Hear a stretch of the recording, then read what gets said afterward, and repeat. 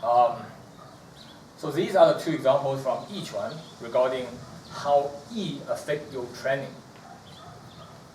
And then lastly, we're going to look at internal martial art in general, and as well as Tai Chi in particular. Right? In my 2 videos on the secret behind Tai Chi, I've talked about how, if we have a force here, again, not an application, but just demonstration of mechanics.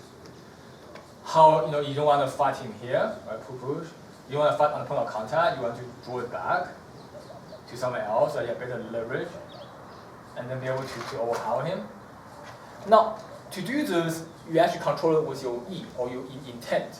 And this intent is not the same intent when Yi Quan talks about visualization, right? Imagining the ball, imagining the waves. It's not the same intent. Those are there to help you do the motion correctly, to get each part of the body to coordinate and synchronize. This is a very practical application of Yi. Right? In other words, when the forces are here, or shall I say, normally when a person is struggling, the intention is actually right here. And that's why the struggle is here. So in Tai Chi, you learn to redirect that intention. Say now my intention on the back, head, waist, hip, and then that intention through my fingers. And I use that intention to guide my body. So actually I use intention to aim on where I receive his force, and as well as where my own force is targeted at. Okay. So the receiving side is like this. So if you hold my wrist here, and do both. So push against me. So now my intention is on my wrist. Okay, now it's going to my elbow, shoulder back, the head up, going down to the hips.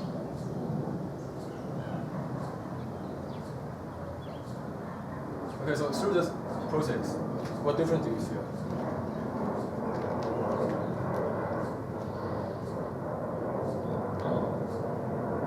Do you feel anything or not? Don't feel anything? No, it certainly does. I'm not sure how exactly to explain it, but it feels like you're pushing against a wall, and the wall is moving back, but you're not gaining an inch forward. So basically you're pushing against the wall start moving back, but you're not moving forward with the wall. You're still pushing against something solid. Or you're still pushing. That's how it feels. And now if you reverse the process, so now of course I have to do the whole receiving side. But now if I also then apply force, if I apply force to his hand, that's what it feels like. Put intention on his elbow, shoulder, behind his back. So in this process, what do you feel? Especially between not using any intent to put intent behind you. It just feels like the force becomes harder to resist. Okay, so. I don't know whether it's getting stronger or not. That I'm not quite sure. It's certainly like I know it's just obviously Chris was pushing me all the time, and I was pushing back, and so that's how I managed to stay stationary because our forces cancel. But as he moved the force further away from the points of contact, it seems like that my force no longer cancels his, and I start moving back, which means that I can no longer cancel all his forces, if that makes sense. Now, next we're going to look at, so this is actually a bit like other things as well, right? Like golf. I don't play golf, but someone who played golf once told me that when you swing the club, you don't actually aim for the ball, right? You actually think about going through the ball, or you don't think about the ball. You don't go here and hit the ball. You actually just swing through, and then the ball will go further. If you actually think about hitting the ball actually don't go that far. Okay, and that is actually another example of applying intent. The intent is not on the ball, but on going past the ball. Just like they also, martial art people will tell you, when you punch somebody, you don't aim to punch here, you aim to punch through the guy. Which is also true. That is very correct. Right? Internal martial art does that too. Only difference is, you need the foundational forces first. You can't just have very bad form, bad posture, bad mechanic, and then you imagine you're gonna punch through a guy. It will yield some results, but not enough. Okay, internal style, you first have the core foundations correct, and then you try to amplify that by imagining you hitting through a guy, for example. So this is another element of intent, and this is again not the same as the visualization intent. It's not the same as understanding what P splitting wood actually means when you're training, or water slipping through gaps. And that is one intent, or E, right? Because in Chinese, a word can have many different meanings. So that E is actually not the same as an E where I'm aiming my force at, how I'm controlling my body. You know, for example, if I open my hip, I use E to do that. Extending of shoulder, I use E to control that. Head going up, I use E to do that. So all these things that fixes your body's posture and control your mechanics, they're all done through E, or through your intention, okay? So you can see intention is much more complex than what common people think. Like, you know, my intention to kill him. I hear a lot of people who say that, right? When you train, like, you know, I've seen people who watch someone else train, so like, you didn't train with intention. You have to train with intention. And when I ask him, okay, but what is intention? Then this guy will say, you have to be ferocious. You have to think, you know, I'm fighting someone, you're hitting me in the head. To break his stomach, I need to knock him out. That is a very crude and incorrect understanding of intention. When we actually say you need to train with intention, it means first of all, understand what you are training, what power you're trying to generate, and how it's generated. Second of all, have the right quality. Are you trying to get relaxed thinking force, like splitting wood, or are you trying to get what other force are you trying to achieve? And lastly, control your body. Training with intention means, you know, when I want to do something, I bulge my waist, hold my head, relax my hips, expand them, shoulder. All of these small details are intention that I have to get in order to do the movement correct. So when I say I train with intention, it's actually these mechanics that I'm constantly monitoring. Okay, it's not a simple thing about, you know, killer instinct or trying to hurt someone. Those are emotions. They're not intention. Okay, and in good martial arts, you learn to have no emotion. Okay, you're not trying to get rage and kill someone. That's actually very bad. You try to be as calm, level-headed, and calculated as possible. So that is actually the wrong understanding of what intention means. So now go back to how intention helps you with striking. Okay, we're gonna then do an example with a pad. So we're gonna first do a punch without intention and then punch with intention. Both will not be full force because there's no point in doing that. We're gonna, you know, get a understanding of the difference. So if I just throw a punch, each punch, no less, without intention,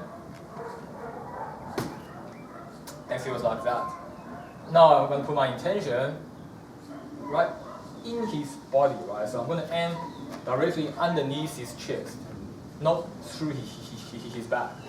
So I don't know how to sit right there. Okay. And then I'm going to do one where I try to project it behind him. Because the first one, without intention, is very weak because I can't not do punch without intention. I can't really show you a very good example of non-intentional punch. But yeah, just out of these three, what difference do you feel? Obviously the first one is going to be weak. Yeah, well, obviously. Yeah, it's a bit funny. It's you can think of it as a grenade or a time bomb. And the way that it's a time bomb that you can control when it will explode, in the location that it will explode, to be more precise. So through the three forces, obviously the first one, it kind of explodes on the surface. I feel the impact, but it feels up that, you know, you're watching a bomb exploding mid-air at a distance. You know, you see the explosion, it's like, wow, it's so bright and sound, but that's just it. You know, the explosion is not in your face. The second punch, where Chris says the intention or his aiming at past the pad, but not past my body, that one basically exploded on my skin level.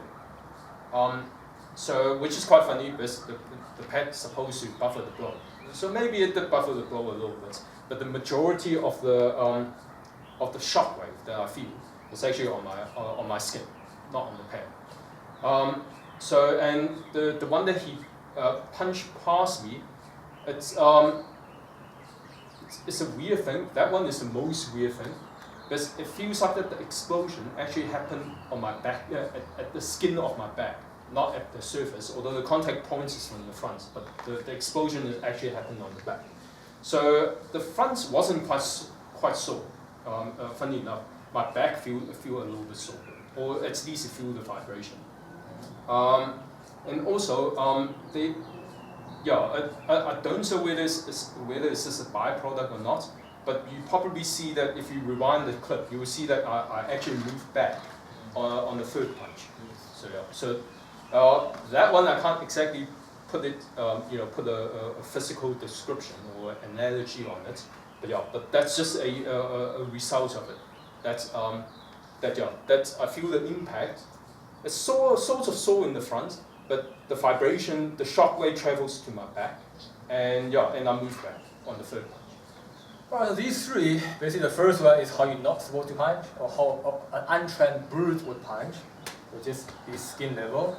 The second one is how each one wants to hurt people. The third one is how each one wants to displace people. So, contrary to popular belief, punching through a guy is not always good. Okay, it actually doesn't cause as much damage as punching into the person. So obviously that one was with a pad. Now we're going to do a slide one without pad, right? So you're going to have a more realistic feel. Yeah, just do chip. I do very light. Yeah, just tense it out. So into the person, right? Not escaping. It will be something like this. So how does that feel? It's I stopped breathing for a while, basically. So At the moment of contact. Is it like a shock or? It's almost like a shock, yeah. Okay. Funny enough, it's not as painful Yes. as a normal punch would be. It's actually you can feel the pain, but not painful at all. Actually, well, not painful. However, it knocks the air out of me. So I literally stop breathing, and then I start seeing stuff. That's how. Yeah, it's like getting hammered, right? The first time when I met my Yiquan master in Beijing, Temple Heaven, East Gate, I went to him, by someone else saying, there's a guy that is really good. So I went to him. I was like, I heard about Yiquan. I was had like this power and this and that, but I've never felt it. Let me experience it. So he's like, yeah, sure. So he went to me. He's like, he gave me a punch, very small punch, and I was dazed for like a few minutes, 2 to 3 minutes. My head was like dazed. I can't really process anything, and I wasn't sure what exactly happened to me. It's like getting hit by a hammer, but very concentrated dose of hammer, right? It's not like getting hit and getting bruised, but like it sits in and it's very uncomfortable. So that is basically when you target the intent in the body and not out the body. Now, when do you want to go out the body? It's actually when you want to send people, like in Hu Pu. Okay. And what on this, there's also something that is interesting. When the Yao lineage we train Hu Pu, there's another layer of visualization. Basically, we visualize there is a metal plate that is burning, red hot, okay? And obviously, again, this is a trap, so don't focus on the red hot plate. Don't visualize that very clear, and and try to get firepower or something. That's stupid, okay? That is just to let you understand that if you were to touch a red hot iron plate, what will happen to your hand? You take your hand back, right? You're not gonna go and no reaction, right? It's just like when you touch a stove without knowing that it's hot, you go like, what the hell? So what that teaches you, like when you training Hu Pu, you visualize that there's a red hot plate, I'm going to touch it, I'm going to come back. You train that sudden explosiveness and the short contact, right? You don't want to go to a guy and push him like this. Okay, like a lot of people show on the internet when they, do internal. That's called a push. There's a big difference between push and send, okay, or fa. Now obviously, this isn't a video on Hu Pu or Yiquan, so it's going to be brief. But the idea is that instead of trying to do this to a person, okay, you want the contact to be very brief. So imagine that he's like a very hot iron. I don't want to touch for too long. I'm going to generate all my power in that split second, like that. Okay. So that's another example of visualization helping you to get the correct power. Okay, if I don't tell you to have that kind of mentality, you're just gonna keep doing it sluggish, and you never get that sudden power that bounces people over. And when I do that, my intention will be behind him rather than on him. Okay, if I have my intention in him, then he wouldn't. I'm gonna do it. Then he wouldn't move. He'll just go like this and be really uncomfortable here. But when I put the intention behind him, it's gonna displace him. So this is what intention does. Without mastering your intention or yi, you can't achieve these results. So even if you have the correct body mechanic, if you don't project your intention, then the chances are your head is going to be surface deep. But do keep in mind that intention is not magical. It's just a guidance to your mechanic. Without mechanic, this will not work. And you have nothing. You can have the base training intention, but if your hip is not open, you don't have compression expansion, you don't have extending of the joints, then nothing would work. And obviously this is an example in Yi Chuan, but the same thing would apply to Tai Chi. In my last video about Tai Chi, we talk about how I seize force, right? Or this on. That's also controlled by intention, right? If whether I'm pulling him here, it's by intention. Whether I'm pulling him on the elbow, shoulder, back, I'm trying to pull his foot. These things are controlled by intention as well, or yi. In this case, I don't like to call it intention. I call it more like thought, right? It's where you put your mind to. Intention I will use more on like what you're trying to achieve in this motion. For example, if I do fuan, that downwards, or in tong bei, or I do 摔掌 or 跑, the intention would be down there, right? I don't think about his arm here and pulling. I imagine there's nothing here. I'm just gonna go down. Okay, for example. So when I power him, right? So if he has one arm here, and I'm trying to do this, I'm not thinking about here. Okay. And so I imagine this doesn't happen, and I'm trying to drop something heavy to the ground. But again, just imagining that would not help. This just guides you to apply your mechanic properly. So as you can see, intention is found everywhere. Okay, even in mid-punch, there are specific things you have to think about, what we call 心法, right? The method of the mind. Unfortunately, I'm not at liberty to really disclose the 心法 of 五行通背. Like I said before, my master is quite old school. He doesn't like that. But I'm just going to give you a brief example. Okay, that when you're doing 中拳, one of the 心法 is that you have to be like a bird shooting out of its nest. So I'm sure some of you know the bird will have a nest that is a round thing, right? It's not the conventional cup nest, but like a round thing. And you have to imagine that you are climbing to a tree trying to grab a bird through that hole. And the bird suddenly sees it, and he shoots out of it and trying to escape from your hand coming in. It goes underneath it. That's what in China we call 鸟爆巢. So when we're doing this, we have the intention of that, right? The concept of it's a very sudden explosion. It's not a very slow punch. And this, we call it 鸟爆巢, right? The bird shooting out of the nest. 心意 will call it, the concept of arrow. If you think about an arrow, the same. You hold up an arrow, you let go of the arrow, shoots out. It's a sudden burst. It's not a very slow, powerful punch, right? You hold the ball. Obviously, you don't hold the ball physically, but the ball is always held when you're standing here. When you're doing something through the punch, it's very fast. So that's another example of how intention works. But at the same time that I'm thinking about having a sudden explosive punch, I still need to have the thought, right? The mind on having the correct hips, having the correct body, having the correct mechanics. Now my mid punch on the sudden explosion part is actually very bad, so don't take this as an example of how it should be. So far I've been spending 2 years on mid punch, but mostly on the mechanical side of things, right? I'm still trying to get the hips, the body, the rotational force, the four forces correct. So I'm not working on the explosion yet, but just as an example to let you understand how you can find intention in all the different styles. Okay, same was the one we talked about last time on expansion. Now, when I'm doing a 摔掌, if your intention is not through to the fingertip, then your finger are going to be bent, and you are going to hit like this. If you want the expansion force, like in Tai Chi, or like this, your intention need to go through your whole body. Same with 一拳, right? If you do this, if your intention not by your fingers, your finger are going to be like this. Or you're going to be tense up, if intention not there, these are just tense. There's no force going through. Instead, you need a force to be guided by intention. And my intention is to go through the fingers, and I'm going to poke someone in front. So although my movement is here, my force is actually going way further. Another example of intention is to control the path of your force. For example, when you hold my hand, right, and let's say he's pushing me at this angle. Commonly, people would fight at that angle. But then, you are not building the internal martial art principle. Instead, I should be imagining a point that I'm trying to go. So although he's pushing me that way, I don't want to go against him. I want to just go to the point over there, rather than pushing against him.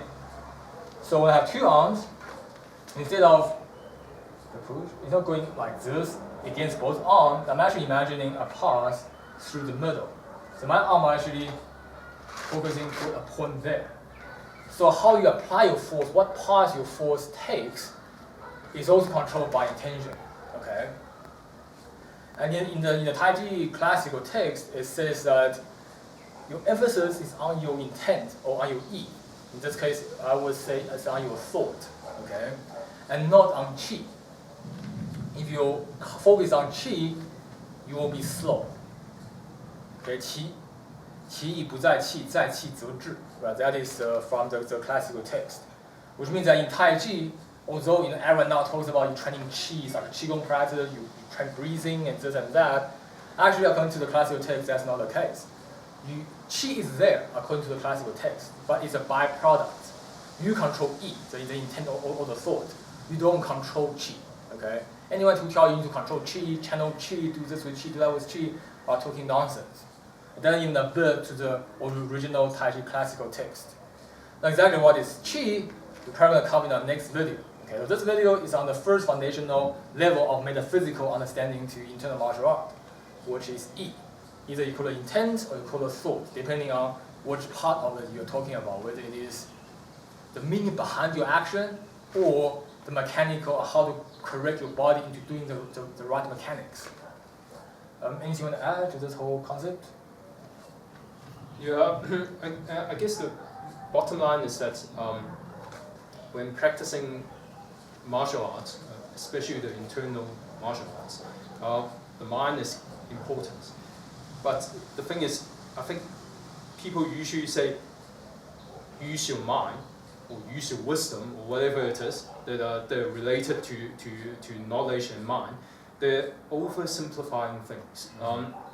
I think using your mind is a very, very simplistic and way of generalizing what you should be doing while you're practicing, even while you're fighting. But for this video, let's just say during your practicing, whether it would be being mindful of your body parts, or being mindful of how you want to shape your force, so that it manifests the way that you want it.